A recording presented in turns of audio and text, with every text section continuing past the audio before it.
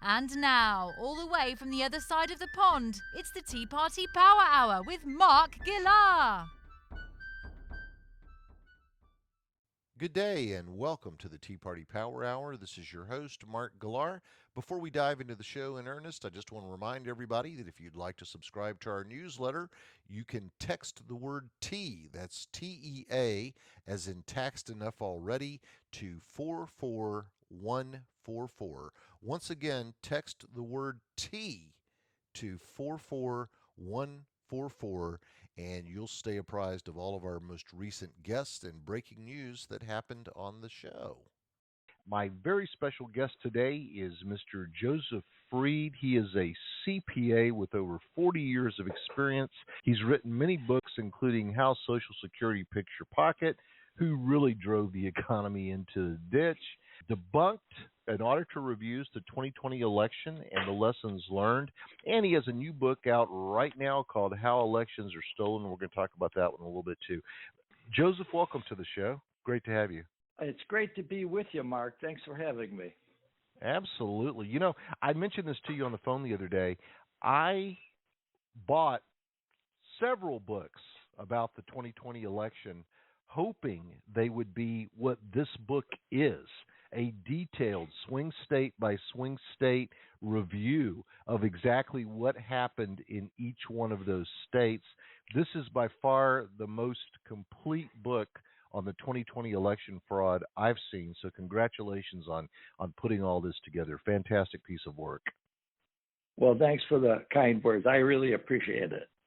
And it's absolutely 100% true.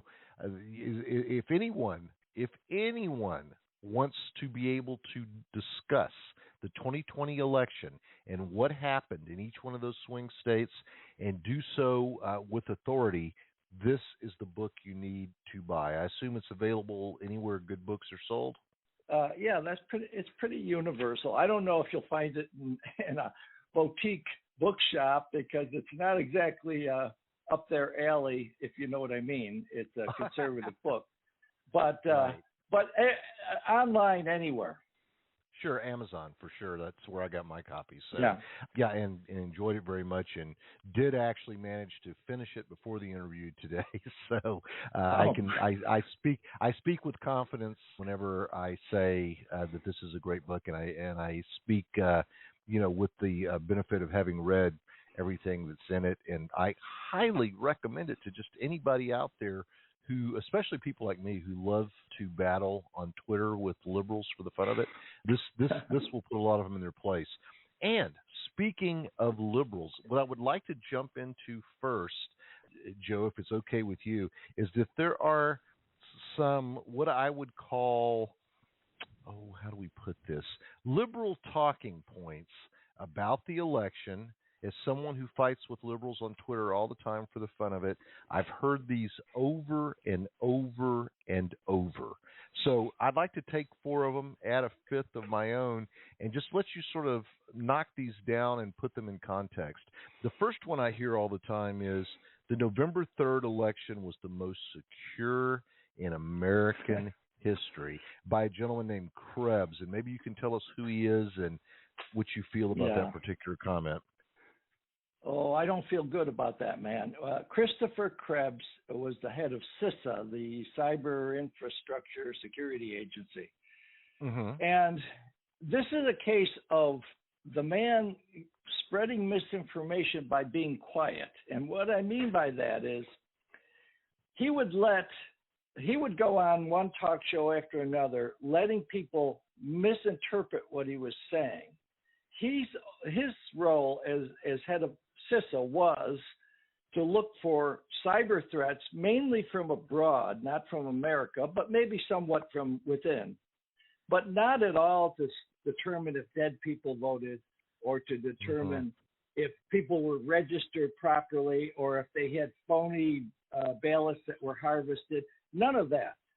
And yet people kept saying and citing him as evidence of the cleanest election. And he would sit there.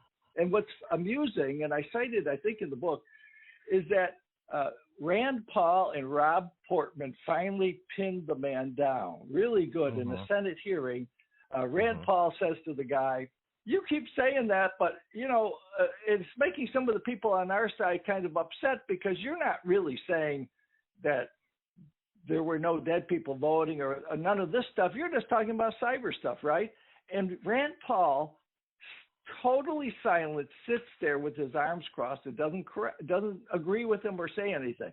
An hour goes by or more, and Rob Portman from Ohio, our senator, I'm in Ohio, and he says, "Well, I want to pick up on what Senator Paul said. You never really responded." And finally, under that kind of pressure, Christopher Krebs acknowledged. He said, "No, we had absolutely nothing to do with any of that. We're into cyber stuff."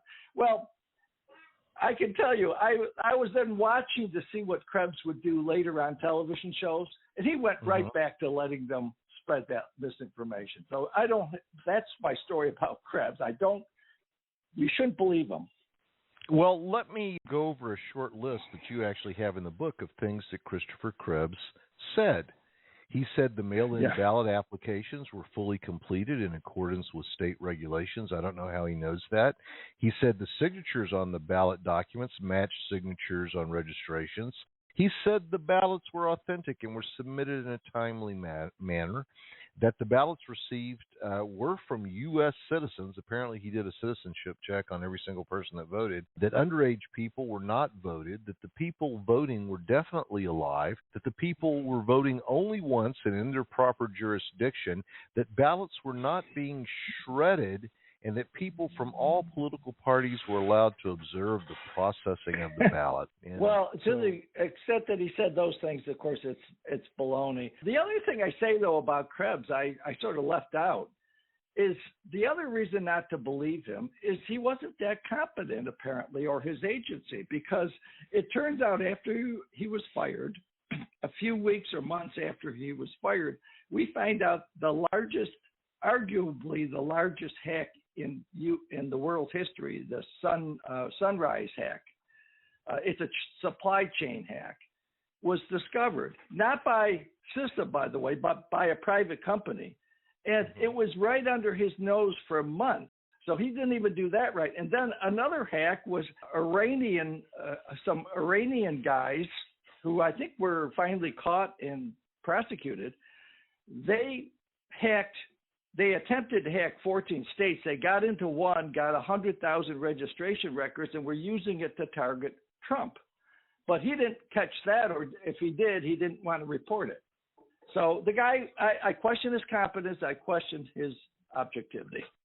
Okay, so not only does he not know anything about catching election fraud, he doesn't even know how to do his regular job properly, the job he was hired to do. Joe, I want to talk about Bill Barr in just a minute, but before we do, we have to do a little business with America. Hear that sound? Do you recognize it? It's the sound of silver coins clinking and clanking together. Ever since I've been a kid, I've loved that sound. There's just something about it. The coins you get in change today don't sound like that because they're not made of silver. That's why I'm excited to tell you about a special collection of 99.9% 1-ounce silver coins that honor our 45th president, Donald J. Trump. These beautiful, high-quality coins depict everything from Trump riding down the glass escalator to announce his run for the presidency, to his fight to build a border wall, his efforts to make America energy independent, his battle to keep our monuments from being torn down by the woke left crowd, and that's just a few. Currently, there are around 60 coins to choose from, with 5 new designs on the way between now and Christmas. These Trump coins make the perfect gift for the MAGA patriot on your list. Some of them are available in copper and gold, too. Right now, coins are 20% off. Just enter the promo code SPRING when ordering. But hurry, this offer is subject to cancellation at any time. To learn more, go to TeaPartyPowerHour.com and click on the Trump Coins tab at the top. Once there, click on any coin to see the full collection. Be sure to order yours now. Christmas will be here before you know it. You're listening to Mark Goulart. He explained the way things really are. we are back. Joe, let's pick up where we left off. Another statement that's out there in a really big way, and I can't even tell you how many times I've encountered this one on Twitter.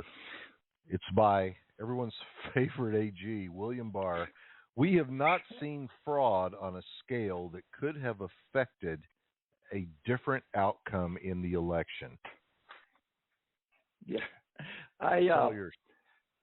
I used to like that man. I really thought he was a good straight shooter, and my opinion has dramatically changed for a lot of reasons. Mostly because he's going all around now, letting people, again, just like Christopher Krebs, he's letting people take a ridiculous statement that has no meaning.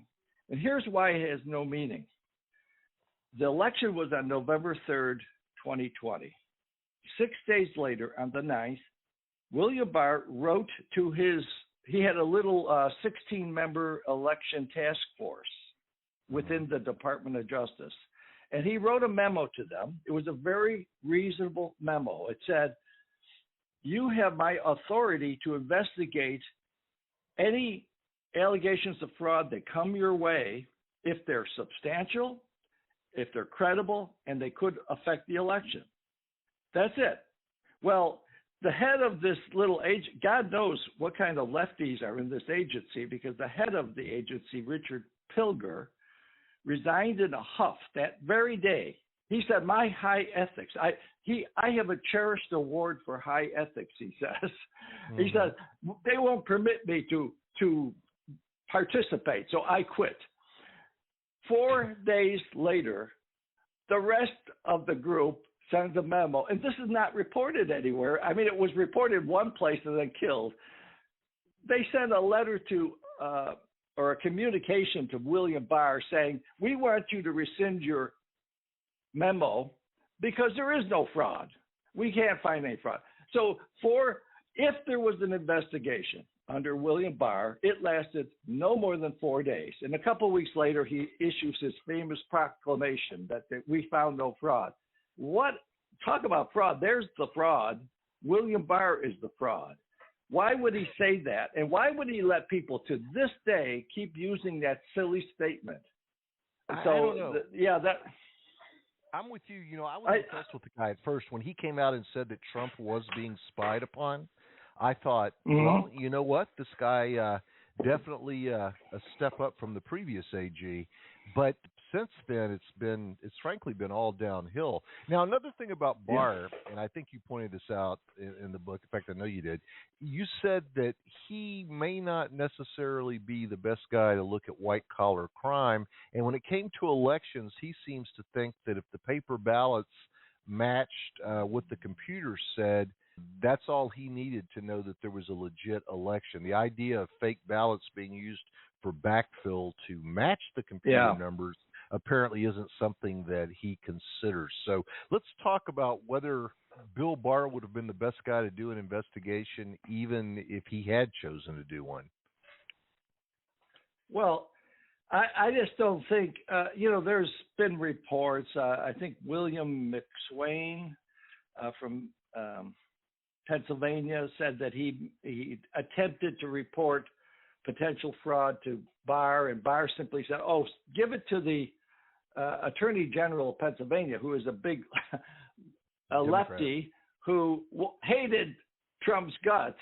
And so that's just like killing it. So I don't think there's any, and there are other reports as well, but I don't think William Barr had any interest. Something happened between him and Trump where there's some horrible animosity, I guess. And all I can say is William Barr, I'm guessing that he hated Trump so much at the end that he just wasn't going to participate in finding fraud or in reporting accurately anymore.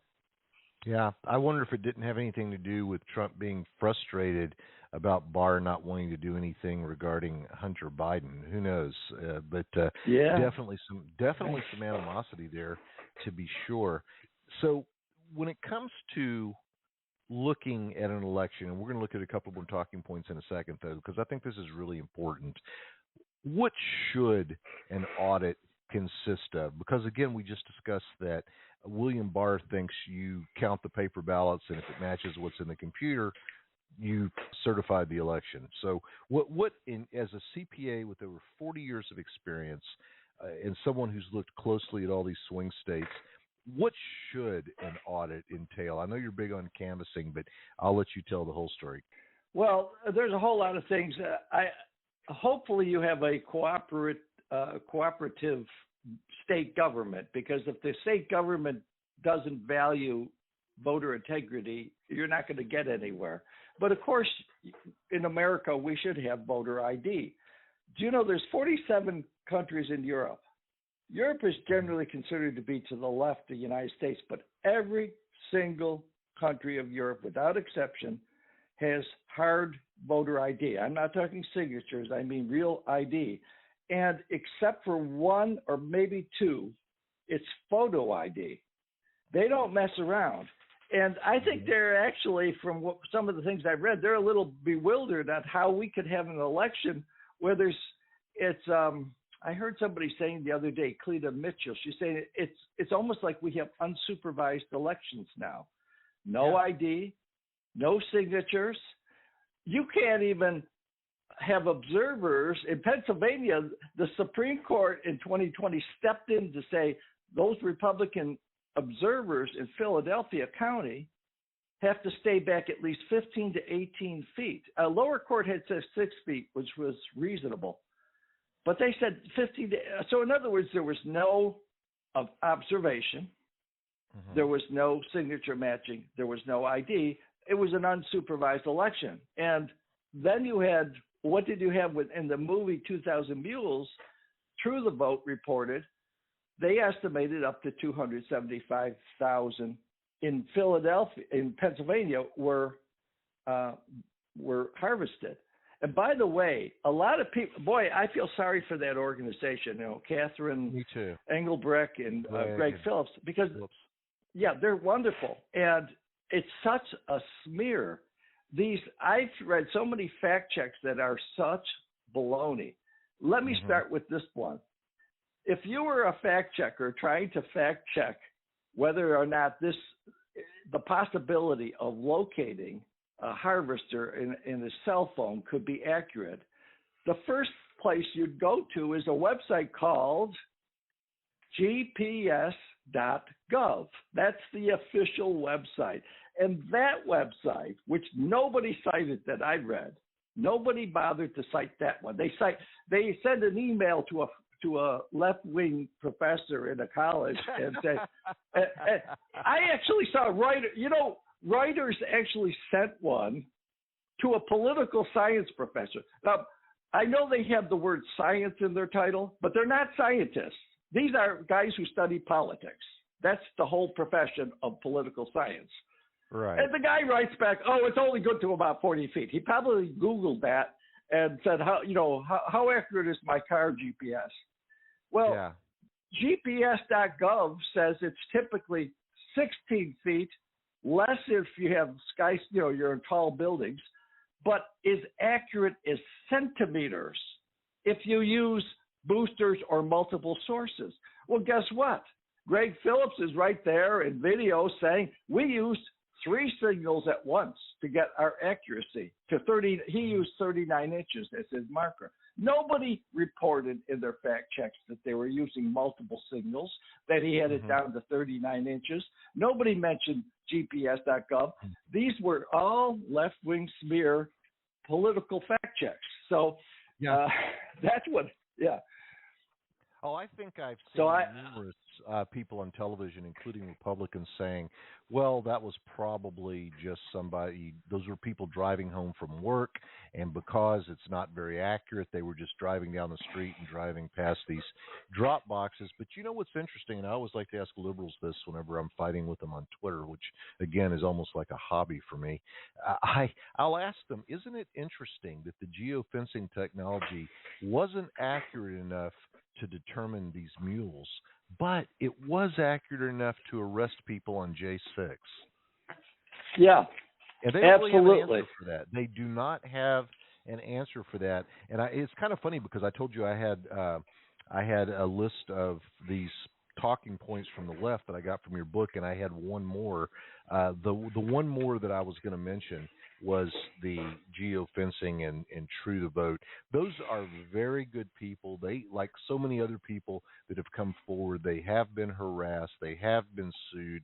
What's happening to them is not right. They've even been in jail, if I'm not mistaken. So it's just absolutely crazy what happens if you come out and try to tell the truth. And we can say the same thing for the postal workers that came forward, and we can talk about that a little bit too. But let me jump back to something real quick. I said there were going to be 4 talking points that were major. This one is the king of the talking points. I can tell you I've heard this at least 100 times on Twitter. Trump and his allies have lost 60 election fights in court. And I'm embarrassed to say this, but someone that I really respected threw that at me. Oh, Trump's lost 60 times in court. There's nothing to this. First of all, as I've told people on Twitter, there's a difference between losing a court case and having a judge punt the ball out of his courtroom or her courtroom because they don't want to deal with it. And you mentioned the reasons that were used to kick a lot of these cases out of court. These weren't victories for the left. These weren't losses for Trump. These were merely processing issues, versus substance issues. So why don't you talk about, and I know you've got a website you can reference, exactly how many court cases there were and how many of them were just things being kicked out for jurisdiction, being moot, lashing, whatever, versus the others. Well, I used, there's different people who assembled the court case records, and they're all a little different because you see, what is a court case? Is it the lower court, and then is it a second case when you get to the appeals court, and is the Supreme Court a third case or not, and so forth. But I use one that I think is excellent. It's Promoting American Election Integrity. It's a website by John Draz. He runs that.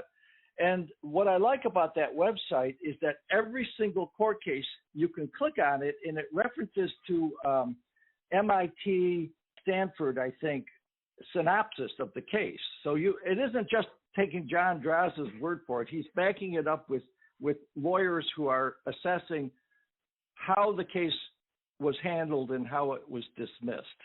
Now, yes, you're right. There's something called latches, which means you should have filed sooner, so we're throwing the case out. There's mootness, there's standing, there's jurisdiction is another one. These are the grounds for throwing a case out without hearing it. And according to the tally that I use, there were 92 cases. All were on process except for 30. Trump won 22 of the 30. He lost 8. And of the 8 he lost, frankly, when you read the cases, they're not biggies exactly. Now, I will qualify what I just said to be fair. Some of those ones he lost on process were probably not very good, strong cases. Sidney Powell, I think she has a lot of fight, and I understand her. She did a lot of good things in her Michigan case, for example. But she also got into the weeds with this machine stuff, and I think she sort of lost her focus, and it was a sloppy case. And I think if they had tried it on the merits, it would have lost, but it wasn't lost on the merits, okay? And there's a Lynn Wood. Remember Lynn Wood? He went a little off the deep end there. And so there was another. So I'm not trying to say that every case that's lost on process would have won, but a lot of those would have won if they, maybe the vast majority. So it's very deceptive when they talk about the 60 cases. I don't know where they came up with 60 anyway, but Trump did very well. And if I don't have them right in the top of my head, but of the 8 that he lost, 3 had to do with Pennsylvania, and he should not have lost. I mean, one was about the observers. You're not allowed to have observers close. I think he wanted observers in all of the places where they were processing. And the wise judges said, no, you don't have to have observers. Let these people do it in private. Well, I mean, that's not the kind of ruling I think most sensible, fair people would have made. So he lost some that he should have won among the 8 that he actually lost on the merits. But yeah, this canard we keep hearing about the 60 lost cases is baloney. It's not good at all. But I noticed that I sort of digressed because you were asking me what could be done, and then I got into this through the vote and the ballot harvesting. So let me rattle off real quickly before I start bloviating anymore. Some of the things that could be done, there's so many that I can't really hit them all, but I would have, for example, a rejection rate trigger. It's astonishing, Mark, but in Georgia, their rejection rate from 2016 to 2020 dropped to 1/18th. And that made a difference of 78,000 ballots that were accepted that would have been under the old standards rejected. Now, Trump lost that election by 11,008. So this is multiple times, 78,000, many times more than the 11,008 by which Trump. And that is really what it ends up saying is this, that it wasn't the people of Georgia who voted in Biden. It was the workers within the election processing centers, the middle managers, just like they did with Kerry Lake, by the way. Just like Kerry Lake, the middle managers threw the election to Biden by allowing a lot of suspect ballots to be counted. But here's the kicker. If anybody thinks, because some people will say, well, they had a consent decree that eliminated the ballot suppression. That was Stacey Abrams' work. No, it's not that simple. Because in Fulton County, the deep blue Democrat county of Fulton, very large county, it's mostly Atlanta, the rate dropped not to 1/18th, it dropped to 1 divided by 128. In other words, it dropped to nothing. Now, all of a sudden, we're supposed to feel that the marginalized citizens, because 62% minority, and we've been brainwashed by Democrats to believe that they can't do paperwork. That's why we can't have ID. But those marginalized citizens in Fulton somehow were 7 times more accurate than the rest of Georgia. How does that work? In other words, any real auditor would say that's got to be investigated. And you know what? That they're trying to investigate it. And so Garland Favorito, with voter GA, has almost since the day of the election, has been trying to get his hands on 147,000 mail-in ballots from Fulton County. And you know who's been blocking him every inch of the way? Brad Raffensperger, Republican Secretary of State. Yeah. So I can't blame it all on the Democrats. You know what? And I tried to tell this. I was going to say. I was just going to say that as an auditor, Raffensperger. I'm sorry. The guy that Trump had his phone call with. So I just want to throw that in there. That's he sabotaged. You see, that whole meeting with Trump was supposed to be to set up a meeting where Trump's CPA and his attorneys would sit down with the people of the Secretary of State's office and work it out. The next day, they were going to have a meeting after that phone call, the very next day. And Raffensperger sabotaged that meeting by leaking out that phone call, which blew it all up. So, much for that.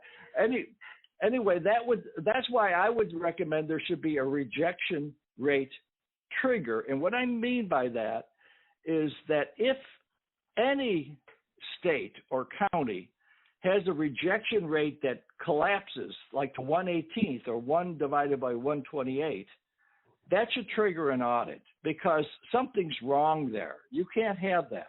So you got to have ID. You got to go back to limiting mail-in ballots to people who are traveling abroad or who are incapacitated and give a reason. You can't just indiscriminately mail out anymore. Make harvesting a felony in all cases. That's something that has to be done. Can that be done at the federal level, or would each state have to make that law?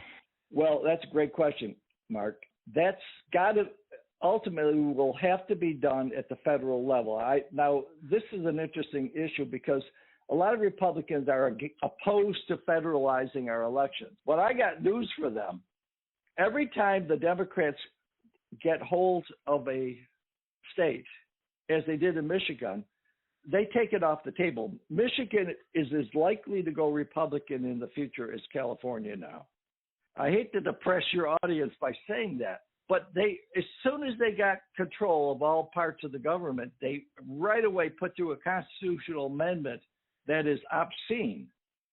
I think I have it on my website as a whole piece. If somebody wanted to go to joefriedcpa.substack.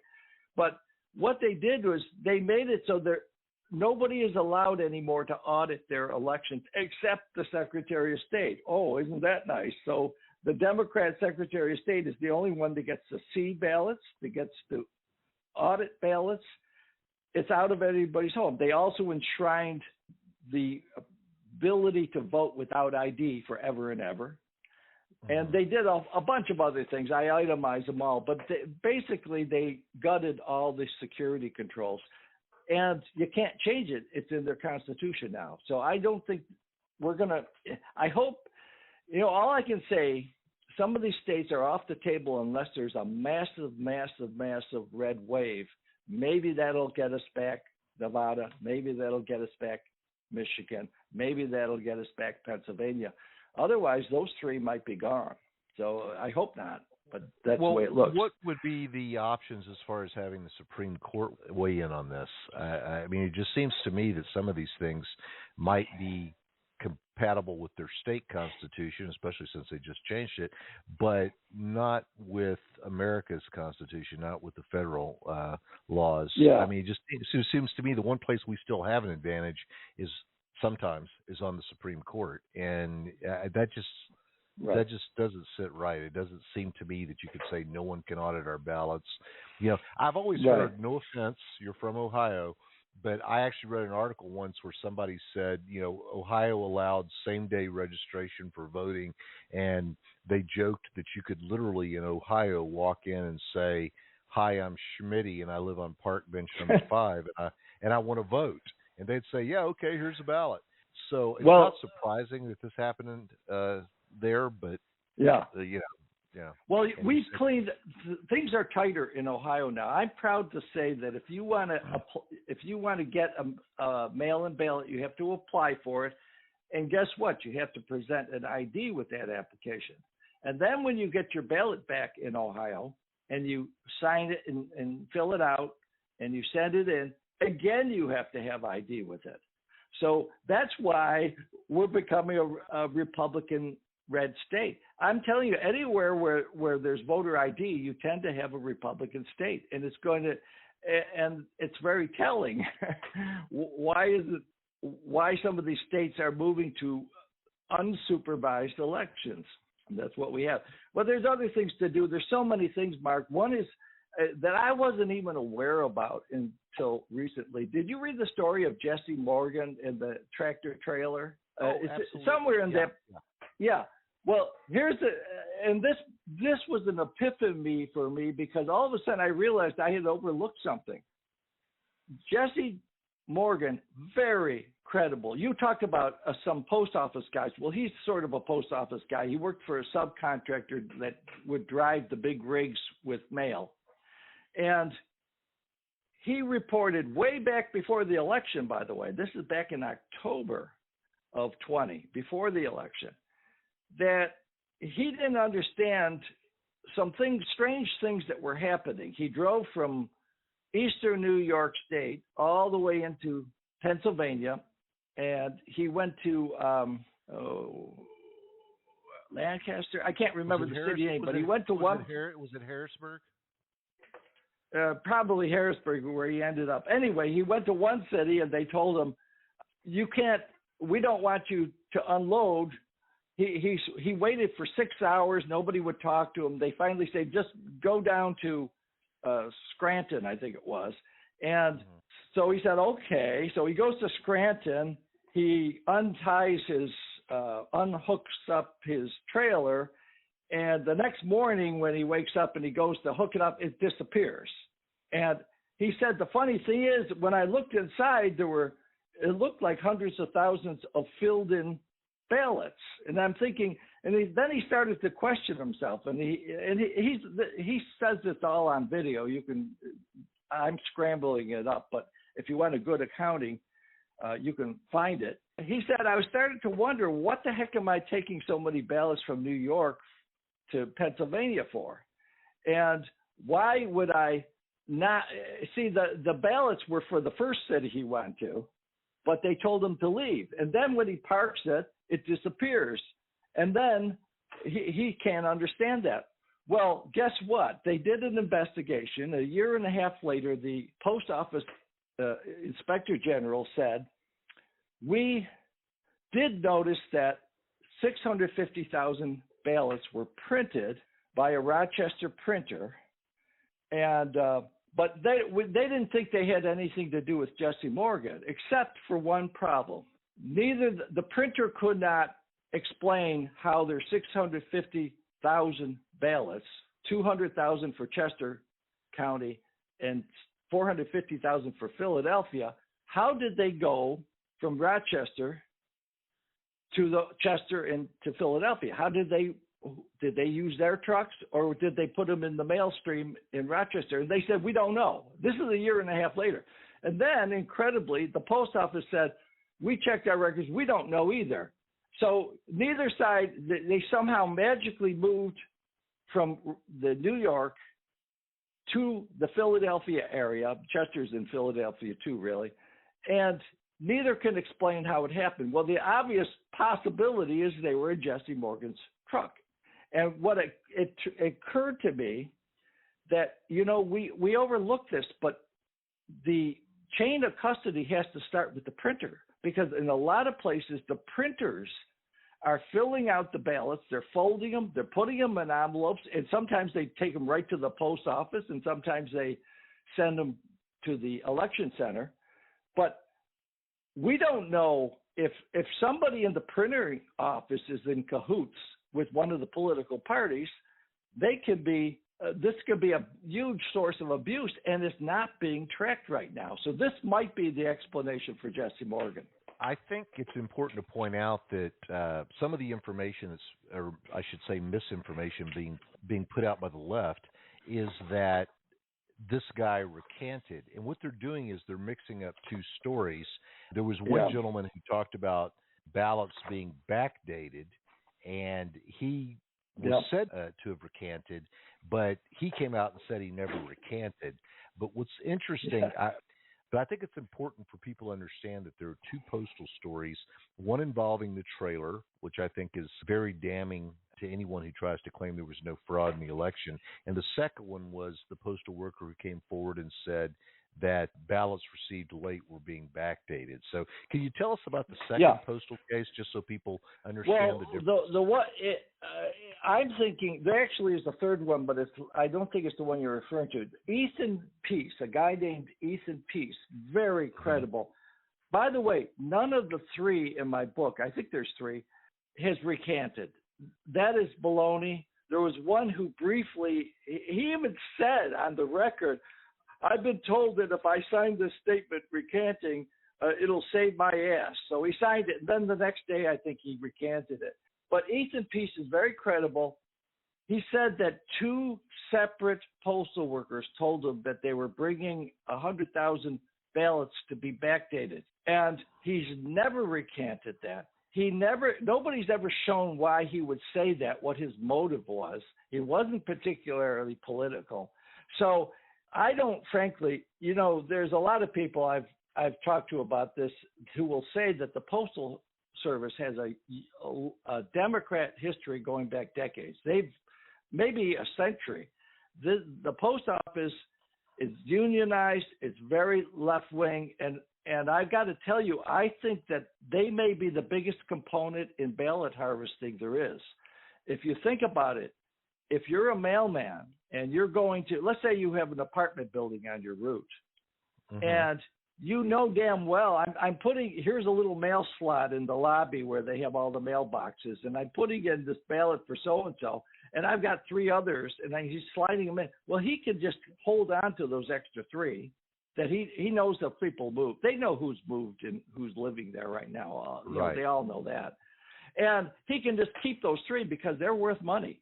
And maybe there may be like a postal worker who's going around to other postal workers, collecting them all and giving them $10 each or $20 each for those things. So I mean, that's not proof, of course, but I'm skeptical. These 3 guys are on record. They're on video. They have not recanted. They're very credible. By the way, as we're talking, I'm recalling, you're right. It was Jesse Morgan drove to Harrisburg, but he also had a trip to make to Lancaster. And here's why it was so strange. He had a little bit of mail in the front of the trailer that was for Lancaster, and then most of the 90% of the mail was for Harrisburg, his first stop. Now, if you think about it, you can't get to the Lancaster mail because it's blocked by all this Harrisburg mail. Mm-hmm. So he was befuddled. He said, I'm in Harrisburg. I got all this Harrisburg mail. It has to come out before I go to my next stop. So why aren't you letting me take it out? And they wouldn't. So he goes to Lancaster, the trailer disappears, and it's a year and a half later they claim, he was mixed up, he was identifying the wrong trailer. Who cares if he had the right ID number for it? They never really, by the way, refuted anything substantial he said. They didn't refute that he made the trip to Harrisburg. They didn't refute that he drove then to Lancaster. They said they didn't recall. I thought that was so interesting. Workers couldn't recall telling him to go to Lancaster. Does the post office just go by verbal recollections, or do they actually have a written record? I mean, it's crazy. So I agree with you 100%. And again, when we talk about fake things being said by liberals on social media, one of the things we most often hear is that the guy driving the tractor trailer recanted his story, that the guy who talked about the backdating recanted their story. And from what you're telling us, neither one of those things is true. I want to definitely get into at least a couple of the swing states. I want to talk about Georgia, especially in light of the recent indictments, and Pennsylvania. But because I uploaded this clip, and I definitely want my listeners to hear it on this show, although I can already tell we're going to have you back. I want to play this little clip from Detroit, a Detroit training center training poll workers and teaching them how to deal with provisional ballots. And the clip kind of speaks for itself. It's a 1-minute clip. I'm going to play it, and then I'm going to ask you to comment on it, okay? Here we go. Okay. Your chairperson can issue him what type of ballot? Provisional. A provisional envelope. Why? Where's it going? Not in the tabulator. It's going in an envelope, right? We have how many days? 6. So what is the Department of Elections going to do with it? Destroy it. Challengers and poll watchers. They have to wear a mask and they have to stay 6 feet. That's important because they can come behind your table. But if you don't have 6 feet, they can't come back there. Any questions? For 60 back, they really good vision. They can actually. Exactly. If they got really good vision, or they brought their binoculars. 6 feet. That's the rule, right? And you are entitled to your 6 feet. Okay, so to unpack this, we've got her admitting that they're going to throw the provisional ballots away, and is saying they've got to give you, they being the poll watchers, have to give you 6 feet. And there was a little line in there about, if you don't have 6 feet, they can't go back there.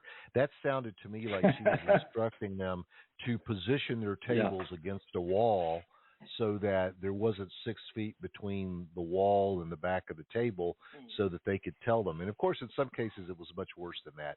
They were making poll watchers stand on the other side of the room. In some cases it was 18 feet, but in some cases it was ridiculous. You couldn't have seen anything with the telescope. So what, if anything, happened with this? I mean, I'm sure they probably went after the guy that had the recording and published it, but what happened? Well, Dana Nessel, the Attorney General of Michigan, went after that guy and threatened him very severely.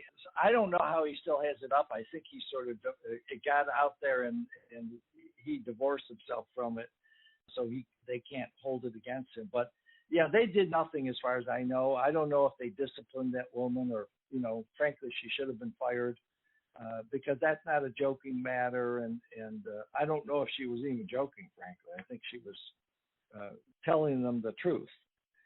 But, you're talking about Michigan, and there was a whistleblower, Jesse Jacob, a 30-year, I think she worked 30 years, almost 30 years for the city of Detroit. She's a black woman. This is not your typical white supremacist. She is a worker for the city, and what she said was even more devastating. She said, at one point, I'm going off my memory, I'm sitting here with 70 or 80 people, she said, and we're being told to backdate the mail-out packages. They were sending out packages of mail-in ballots and to backdate them. And then she said separately in a sworn affidavit, by the way, all of this is sworn, that we were then told to backdate on November 4th, the day after the election, to backdate the mail-in ballots that we're receiving so that they would be counted. And she said we were being told to not look for any deficiencies in the ballots, such as not having a real address or something, and to not check signatures. Now, you said, well, Michigan, by the way, didn't even check signatures on mail-in ballots, but they were still supposed to check them in person, but they didn't even do that. So it's a devastating indictment, but it's kind of always interesting to me. She would be a celebrated, if we reverse the politics, Jesse Jacob would be exactly the type of celebrated whistleblowers the Democrats would love. Here's a veteran city worker. She's black. She's very credible, articulate, and she's saying these terrible things happen. And by the way, you don't make a statement that I'm sitting here with 70, 80 people and they're telling me this, because those 70 to 80 people could back her up or they could disprove her. Well, right. They didn't. Actually, what happened is, this is another one of those cases. She was part of a case called the Constantino versus the city of Detroit case. It's another one where the judge just threw it out. Jesse Jacob was asking for an investigation of this. And she said, let's, if necessary, an injunction against certifying until we investigate this. And the judge threw it out. So, nobody cares. She's not considered a real whistleblower by the left, by the legacy media, because she's on the wrong side politically, I guess. Right. Or they perceive her to be. I don't even know if she is really a conservative in any way.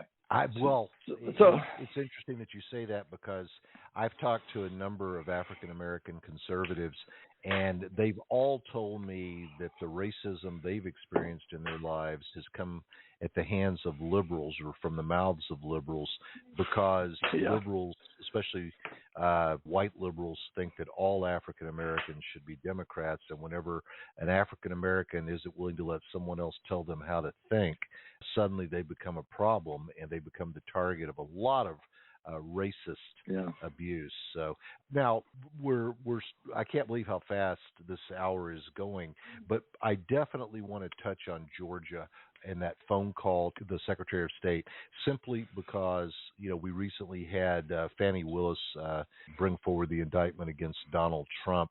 And I think it's very important to discuss exactly what went on in Georgia, how many potential votes there were in Georgia that could have been fraudulent.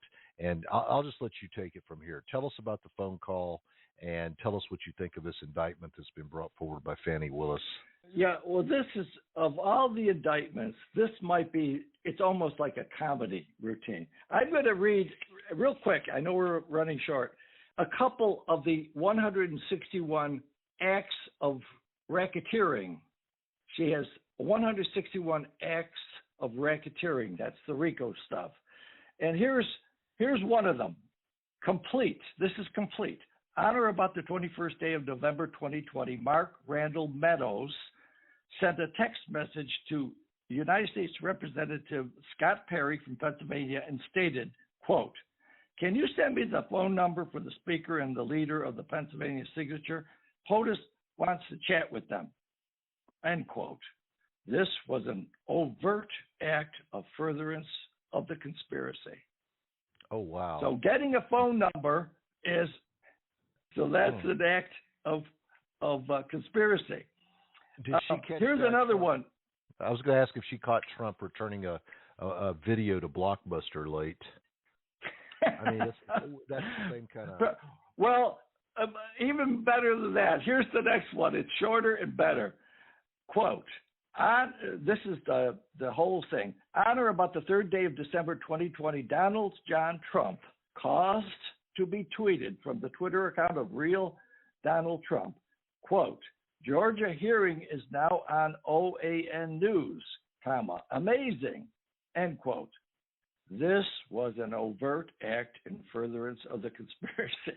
So watching TV, you didn't know that racketeers use watching TV and talking about it as a means of doing their criminal acts, did you?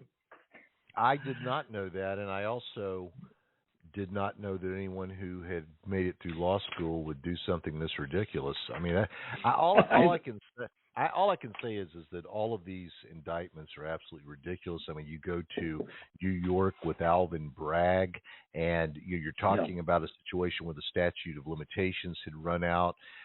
As far as it being, he's trying to extend that by saying that the misdemeanor was actually done in order to help commit a felony, which is nonsense because the FEC had looked at it, the Mueller team had looked at it, the DOJ had looked at it. In fact, even Bragg himself had looked at it at one point and decided there was no there. It was a big nothing burger. Yep. But then later decided to go on. I mean, it's so upsetting to see the justice system perverted this way in order to go after one man. And even though this is a civil case, you look at what happened with E. Jean Carroll in New York, they actually passed a law to extend the statute of limitations so that E. Jean Carroll could bring this lawsuit against Donald Trump.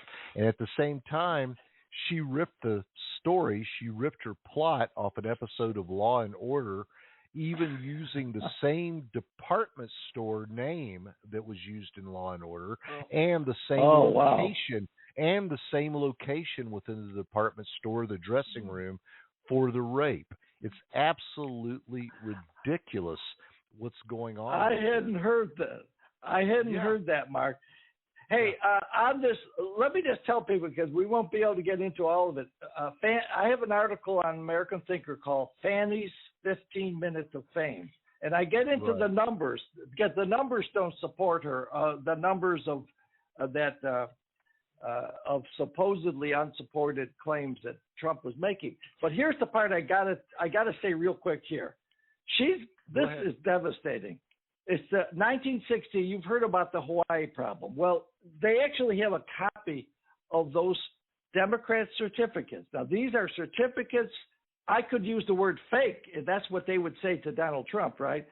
These are certificates by uncertified people who are pretending to be certified, and there's no qualification. It doesn't say this is a nomination, or this is an alternative certificate, or this is just a contingent certificate.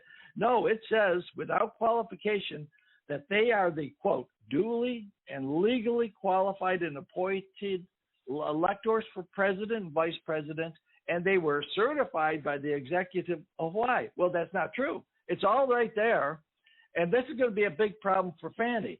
How is she going to get around that if they did it themselves? That's exactly what they're trying to chop. Now, they distinguish it in one way. They say, oh, yeah, but it was still under contention then. Well, it was still under, all these 6 sweepstakes were under contention right up to January 6th. That's just baloney. They're all under contention the same way as it was in 1960, where the Democrats had something under contention, and they didn't want to lose an opportunity to have the slate of electors ready, so they got it ready in case they needed it, just as Trump was trying to do. Same thing. Real quick, tell us about the new book coming out, and then just give us a brief review and tell us what it's about. Yeah. And I will have you back a second time to talk about the new book. Okay, great. Yeah, the new book came about because I've been on radio shows and podcasts, and people keep ending it and say, "Well, what do we do now?" And I figure, well, I have a book that has 23 short sections. They're 4 to 7 pages each. Each one describes an election weakness that we have that has to be fixed. And I try to come up with the best recommendations I can. Some of them are really tough. But here's some off the top of my head I would give you. First of all, one thing that could be, it's really tough with the bad guys, and I mean the people who don't believe in election integrity run the state because they'll fight you. But one thing you can do, even with the bad guys, is offer rewards. In most of these states, even the Democrat states, harvesting ballots is still illegal. Sometimes a felony, sometimes a misdemeanor. So what I suggest you do is offer a $10,000 reward or something. Say if you have information that leads to the conviction of a ballot harvester in this state, it's $10,000. Now the Democrats will run to court, of course, and somehow say that suppresses or it's racist or some crazy thing. But they always do that. You just assume it. I would also have public announcements saying to people months in advance of the election, if somebody approaches you and asks you for your ballot, remember it's illegal. By the way, I looked at 10 for this book. I expanded my swing states to 10, and all but one, it's still illegal to harvest a ballot. So even though the Democrats in those states don't enforce those rules, you can force the issue by telling people it's illegal and offering that reward. I don't know if you're familiar with Jay Valentine, but he runs a group called Omega for America. Here's something to give you hope. This man with his company is going around to all of the swing states, and he's trying to clean up the registration list. He's finding tons of people, homeless people voting and people from parking lots and all this stuff, ridiculous things like 50 people living in a tiny apartment, supposedly.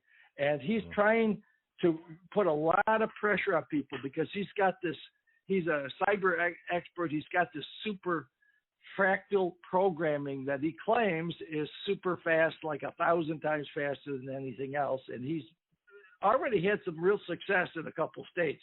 He claims, and I don't know if it's true or not, that Wisconsin has a Republican senator, possibly only because they had been cleaning up the registration back then.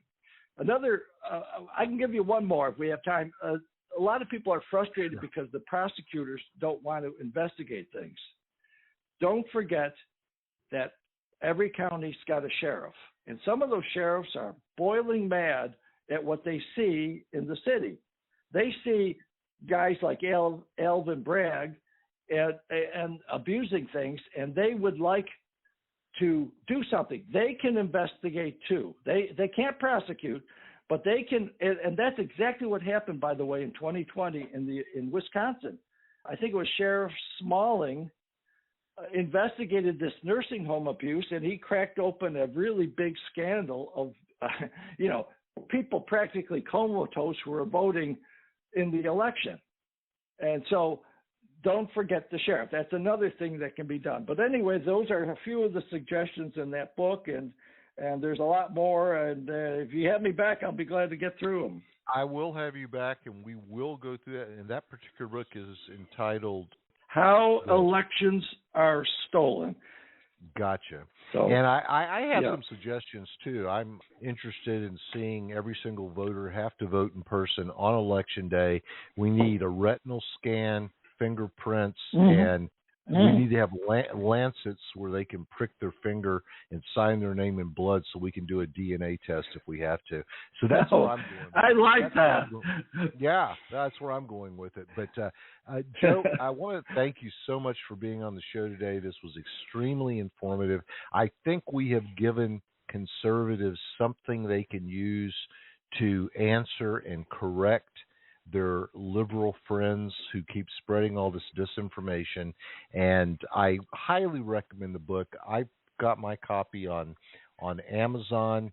I finished it this weekend, and I've got to tell you, I consider myself somebody who's pretty up on the issues, but I learned a lot of stuff that I did not know. And I feel that I have a lot more weapons in my armamentarium to go out and do battle and convince people that 2020 was, in fact, a fraudulent election and the victory was stolen from Donald Trump. So, Joe, thanks once again for being on the show. We're going to have you back real soon to talk about your new book, and I look forward to that as well. Oh, thank you for having me, Mark. It's been a pleasure. I really appreciate it. I feel the same way. I can't remember when we've unpacked more information in a shorter period of time. Thanks for being on the show, Joe. You've been listening to the Tea Party Power Hour with Mark Gillar. We all know a guy who only occasionally shaves for big occasions, and it's because that occasional shave really hurts. It's the time of year for big occasions, and yet there he is, suffering with that cheap drugstore razor. Let's help him out. Henson Shaving's line of razors, built with aerospace precision, deliver a smooth shave your dad, brother, and even son can enjoy, eventually. With replacement blades just 10 cents each, you'll buy it once and they'll use it for life. How's that for the perfect gift? Celebrate with 100 free blades on your first purchase, and no subscription headaches. HensonShaving.com/holiday. Monetizing digital services since 2004. Boosting the entertainment industry by making digital content accessible for everyone. AWG, where innovation meets monetization.